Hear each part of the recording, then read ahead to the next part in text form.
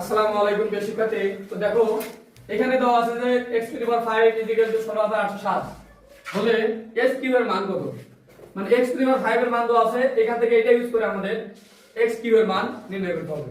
তো আমরা শুরু করছি সমাধান।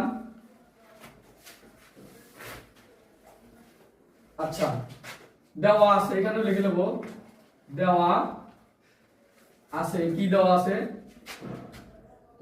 x টু দি পাওয়ার 5 16807 বা x টু দি পাওয়ার 5 দেখো 7 এর উপরে 5 পাওয়ার দিলে এটার ফলাফল আসে 16807। যাদের কনফিউশন আছে এটা ক্যালকুলেটরে দিয়ে দেখো, আমার আগে দেওয়া আছে ওইজন্যই করলাম না। তো আমরা এখানে এই পাশেও পাওয়ার 5 এই পাশেও পাওয়ার 5, আমরা জানি যে সমান সমানের উভয় পাশে যদি একই জিনিস থাকে আমরা এটা বাদ দিয়ে দিতে পারি। এই পাশে যা আছে এই পাশে যদি তাই থাকে সমান সমান উভয় পাশে একই জিনিস থাকে আমরা এটা বাদ দিয়ে দিতে পারি। বা x সমান কত হলো তাহলে 7, x এর মান বের হলো কত 7। তো সুতরাং আমরা লিখতে পারি x Q is equal to, এখানে দেখো x এর মান আমরা কত বের করছি, x এর মান বের কত 7।